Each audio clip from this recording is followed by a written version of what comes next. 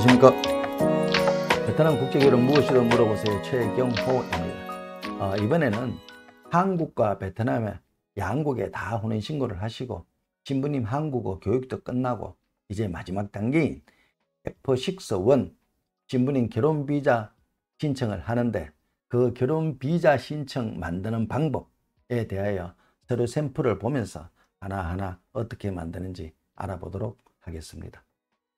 자, 왼쪽에는 외국인 배우자 초청인 한국인, 즉 신랑분이 준비해야 될 서류를 한번 나열을 해봤습니다. 나열을 해봤는데 1번부터 14번까지는 공통 서류입니다. 누구나 다 똑같이 준비해야 되는 서류를 적었고, 밑에 이것은 외국인 배우자 초청인 한국인의 직업을 증명하는 서류를 따로 한번 적어보았습니다.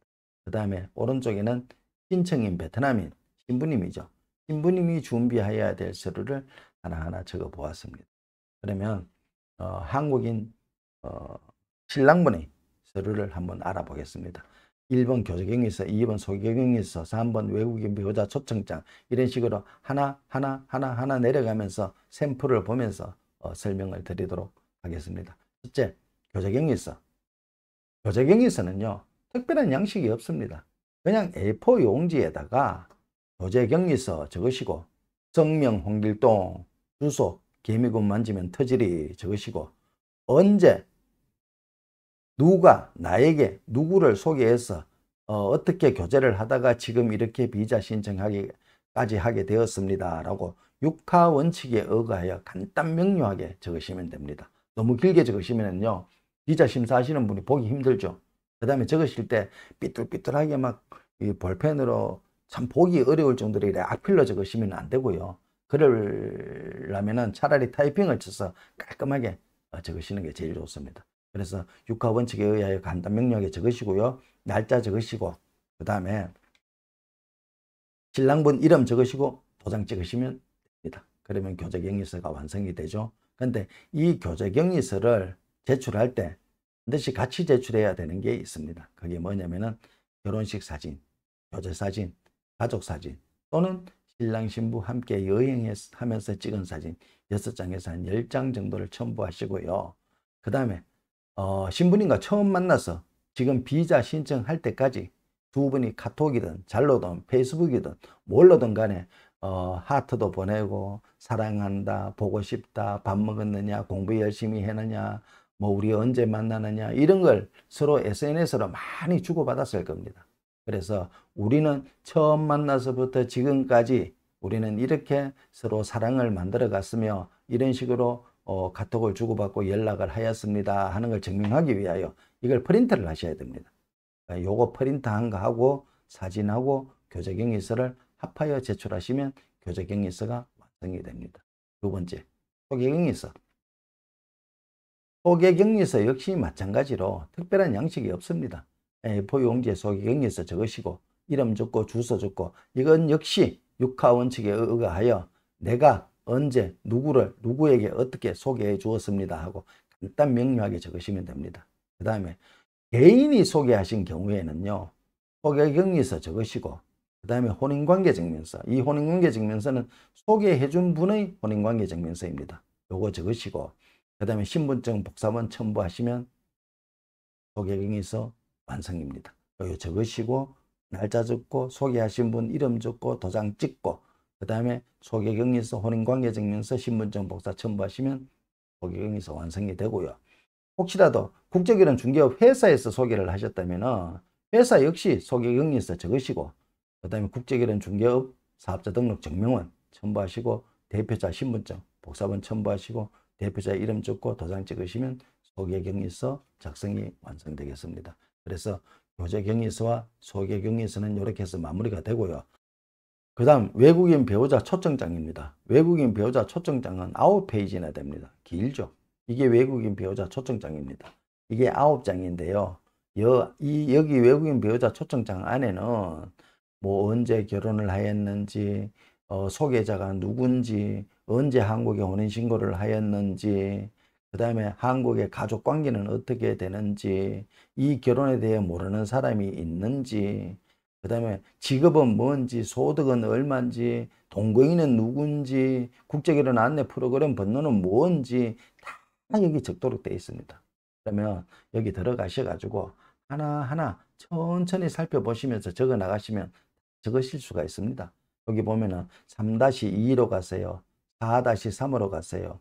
5로 가세요. 하고 다 안에 기재가 되어 있습니다. 그걸 보고 그대로 따라가면서 적으시면 됩니다. 적으시면 되고요. 그 다음에 9페이지, 맨 마지막 9페이지 우측 하단에 보면은 신랑분 인감도장 날인하는 곳이 있습니다. 거기에 반드시 신랑분 인감도장 날인해 주시고요. 그 다음에 혼인관계증명서 상세, 가족관계증명서 상세, 기본증명서 상세, 인감증명서를 발급받으셔야 됩니다. 발급받으셔야 되는데 혼인관계증명서 상세와 가족관계증명서 상세에는 반드시 신부님 이름이 등재된 혼인관계증명서와 가족관계증명서를 발급받으셔야 됩니다.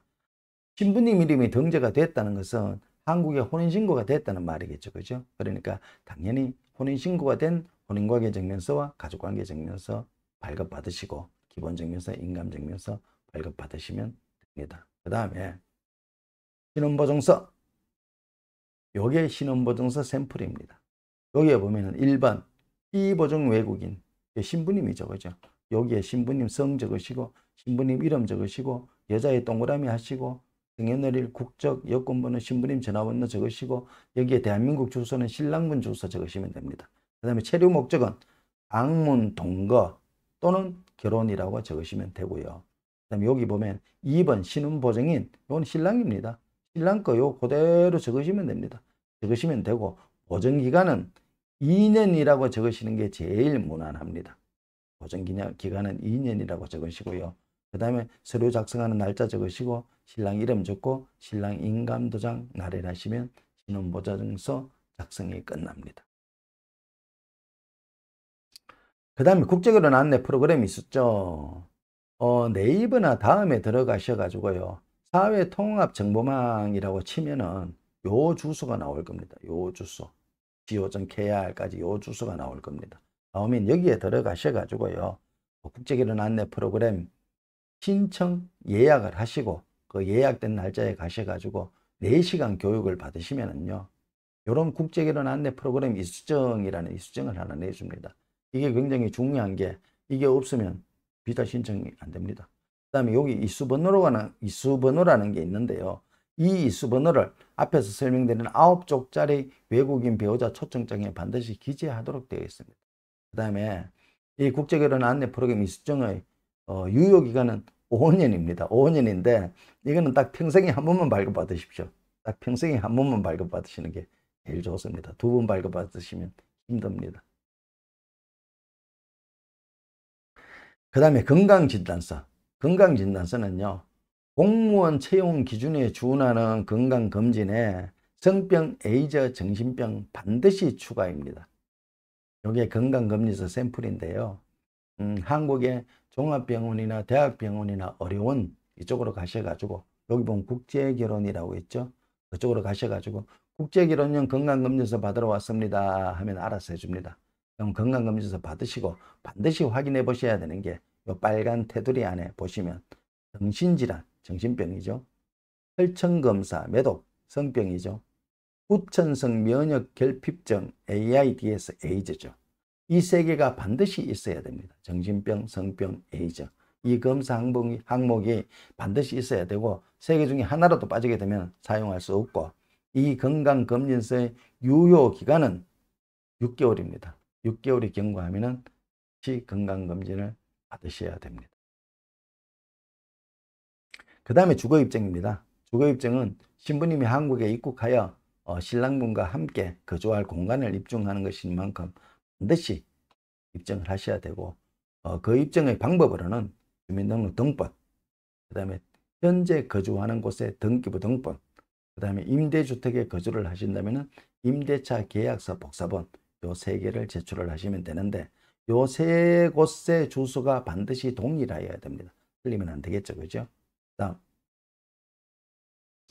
소득금액 입증. 외국인 배우자 초청인 즉 한국인 남편의 소득을 증명해야 됩니다. 법무부에서 고시한 가구 수별 소득 금액을 충족하셔야 되는데요. 어떤 분들은 소득 금액을 하나도 신고를 안 하셔가지고 소득 금액 증명을 발급 못 받으시는 분들이 있습니다. 그러면 그런 분들은 사실 증명을 발급받아서 소득 금액 증명 대신 사실 증명을 첨부하셔야 됩니다. 이건 필수 서류이기 때문에 두 개 중에 하나는 꼭 첨부를 하셔야 됩니다. 이거는 세무서, 홈택스, 민원24시 등에 가서 발급받으시면 요게 소득금액 증명서입니다. 여기에 법무부에서 고시하는 가구 수별 소득금액 증명을 충족을 하면 오케이, 제일 좋습니다. 그런데 만약에 여기에서 법무부에서 요구하는 소득금액을 충족하지 못할 시에는 한 방법으로 반드시 소득금액을 충족해야 됩니다. 그런데 그 방법들을 여기에서 다 설명드리면 시간이 너무 걸리고요. 제가 다른 코너에서 소득금액 증명의 방법에 대하여 설명해드린 코너가 있습니다. 그 코너로 가셔서 참조하시고 보시면 여러 가지 뭐 건강보험을 활용하든 부동산을 활용하든 뭐 예금, 적금, 증권을 활용하든 직계가족의 소득을 활용하든 뭐 여러 가지 방법으로 또 소득금액을 활용할 수 있는 방법을 말씀드려 놓았습니다. 그 코너에 가셔서 살펴보시면 되겠습니다.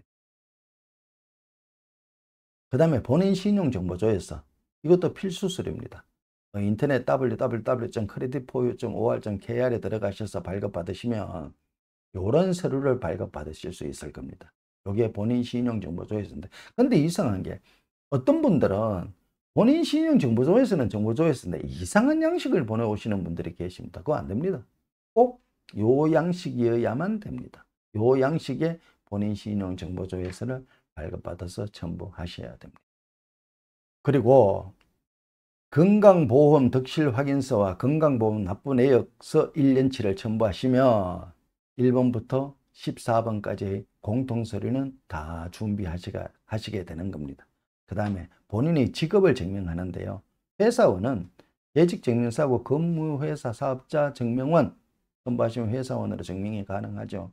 그 다음에 자영업자는 사업자 등록 증명원, 본인의 사업자 등록 증명원과 납세 사실 증명을 첨부하시면 자영업자로 인정이 되고요. 농어업 종사자 분들께서는 농지원부나 선박증서나 영농확인서나 성선사실 확인서를 첨부하시면 농업 종사자로 확인이 되시겠습니다. 그 다음에 일용직은 근무처 대표의 확인서, 지금 현재 홍길동 씨는 우리 회사에 근무하고 있음을 확인합니다 하는 근무처 대표의 확인서와 일용노무비 직업명세서, 이걸 첨부하시면 직업증명이 되겠습니다. 그리고 이제 베트남 신분이 서류를 한번 알아보도록 하겠습니다. 1번 여권, 여권은 당연히 있어야 되겠죠. 있어야 되고, 그 다음에 사적 발급 신청서, 사적 발급 신청서에는 3.5cm, 4.5cm 뒷배경 흰색의 증명사진을 부착하셔야 됩니다. 준비하시고요.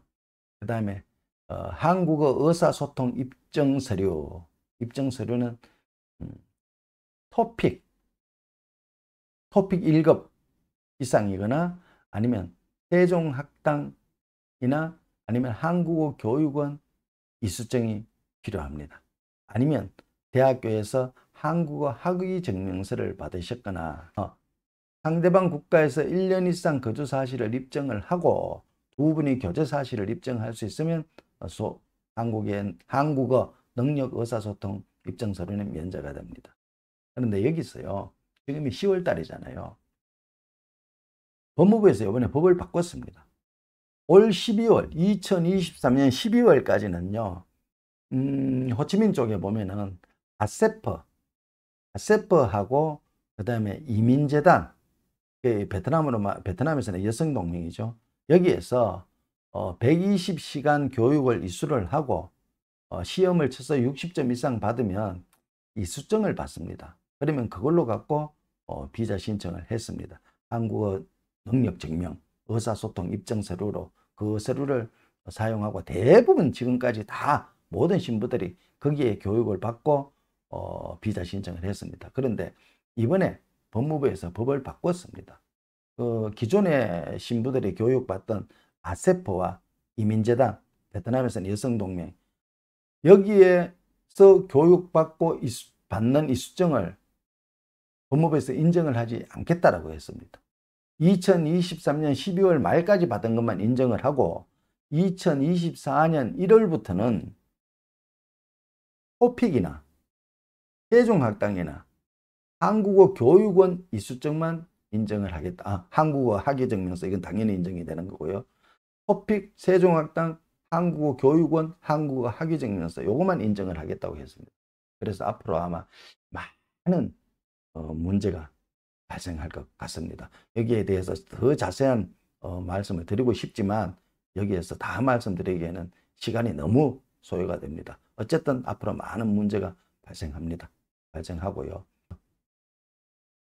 신부님 범죄 경력 증명서, 제가 소하이라고 적어놨죠.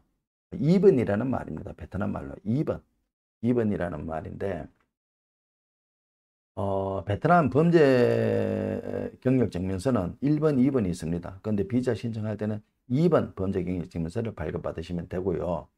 그 다음에 신부님도 건강검진서가 들어갑니다. 건강검진서가 들어가는데, 신부님 건강검진서는 영사관 지정병원이 있습니다. 그 영사관 지정병원 이름이 해파입니다. 반드시 해파, 영사관 지정병원에서 건강검진을 받아야 인정을 해주고요. 여기에서 해파에서 검사를 받으면 역시 성병, 정신병, 에이즈, 결핵까지 해파에서 검사를 받습니다. 받고 신부님 출생증명서, 요거를 한국어 또는 영문 번역 공정을 하고요. 그 다음에 신부님 외국인 배우자 결혼 배경 진술서라는 게 있습니다. 내가 어떻게 신랑을 만나서 뭐 어떻게 해서 지금 이렇게까지 왔다는 그 진술서가 있습니다. 그거 하고요. 그 다음에 신부님도 교제경위서가 있습니다. 누구로부터 어떻게 소개를 받아서 지금 이렇게 교제를 하고 지금 비자를 신청합니다 하는 교제경위서를 작성해야 됩니다. 자필로 적습니다. 자필로 적고 요 자필로 적은 걸 한국어 또는 영문 번역 공정을 해야 됩니다. 그리고 신부님 신분증 복사본 첨부해서 비자 신청을 하면 됩니다. 이렇게 해서 베트남 신부님 F6원 결혼 비자 서류에 대하여 알아보았습니다. 비자 서류 꼼꼼하게 준비하셔서 한 번에 비자 받으시고 행복한 결혼 되시길 바라겠습니다. 고맙습니다.